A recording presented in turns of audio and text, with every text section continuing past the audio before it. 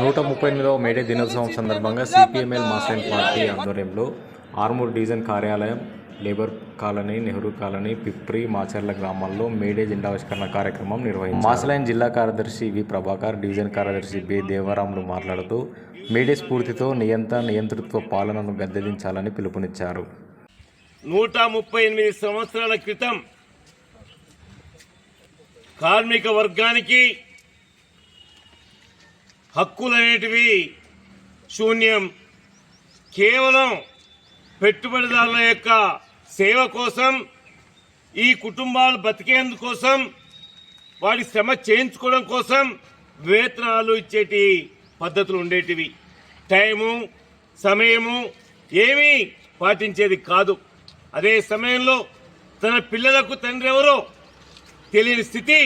ఎందుకంటే పిల్లలు పడుకున్న తర్వాత లేవక ముందే తన పనులకి, విధిలోకి వెళ్లేవాళ్ళు.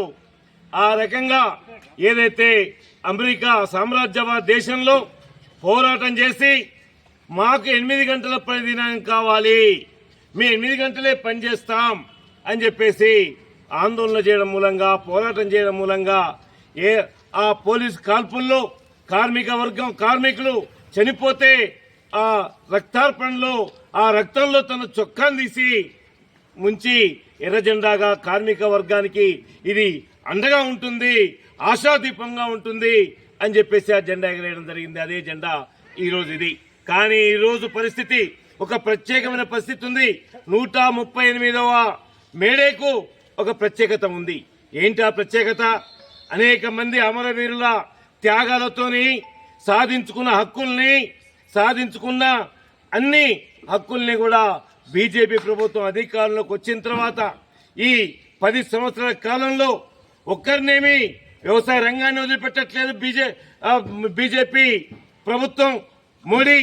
అదే సమయంలో కార్మిక వర్గాన్ని కూడా వదిలిపెట్టకుండా సాధించుకున్న హక్కులు ఏవైతే 8 గంటల పని దినాన్ని రద్దు చేసి, అట్లాగే యూనియన్ని పెట్టుకునే హక్కుని ఒక రకమైనగా రద్దు చేసి ఈరోజు తిరిగి 138వ సంవత్సరాల క్రితం ఆ హక్కుల కోసం మనం ఎట్లయితే కొట్లాడామో ఆ స్ఫూర్తి వైపు తీసుకెళ్తా ఉన్నాడు. ఎందుకంటే ఆయన చట్టాల్ని ఈరోజు రద్దు చేసి 4 కోళ్లుగా విభజించి హక్కులు లేకుండా చేస్తా ఉన్నాడు. అదే సమయంలో వ్యవసాయ రంగాన్ని సైతం ఈరోజు చేస్తూ ఉంటే మనం మేడే అమరవీరుల స్ఫూర్తితో మరో హక్కుల పోరాటానికి, దీని కోసం మనం పోరాటం చేయాల్సిన అవసరం ఉంది. ఈ భారతదేశంలోనే కాదు, మొత్తం ప్రపంచవ్యాప్తంగా కార్మికుల హక్కులపైన దాడి జరుగుతూ ఉంది, కార్మికుల వేతనాలపైన దాడి జరుగుతూ ఉంది. ఎందుకంటే ఈరోజు మోడీ చెప్తా ఉన్నాడు, పరిశ్రమల అభివృద్ధి కావాలంటే మా విదేశీ పెట్టుబడిదారులు రావట్లేదు.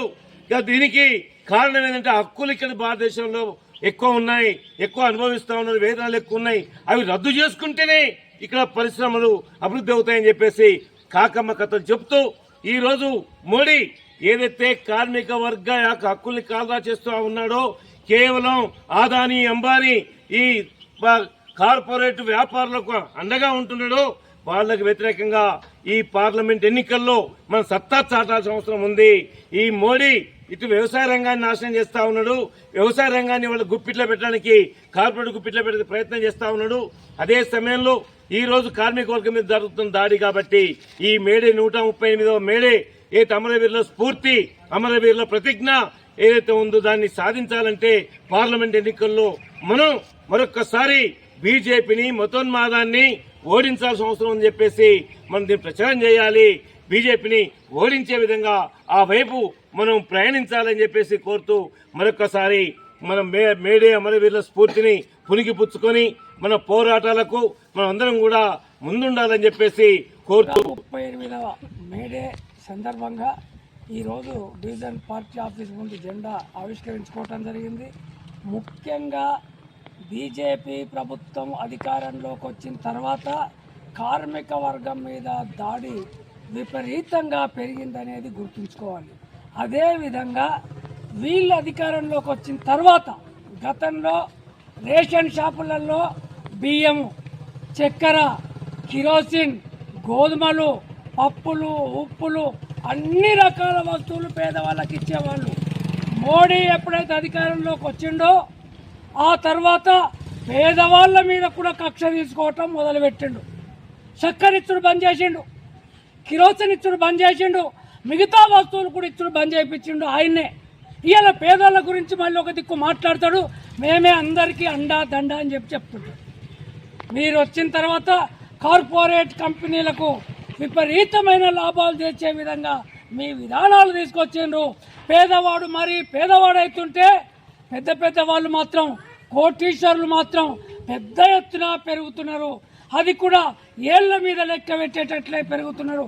అలాంటి వాళ్ళకు అనుకూలంగా ఈ బీజేపీ ఎన్డీఏ ప్రభుత్వం ఉంది కాబట్టి వచ్చే పార్లమెంట్ ఎన్నికల్లో ఈ ఎన్డీఏ కూటమి చిత్తుగా ఓడిస్తే తప్ప పేద ప్రజలు ఈ సమాజంలో దేశంలో బతికేటటువంటి పరిస్థితి ఉండదు.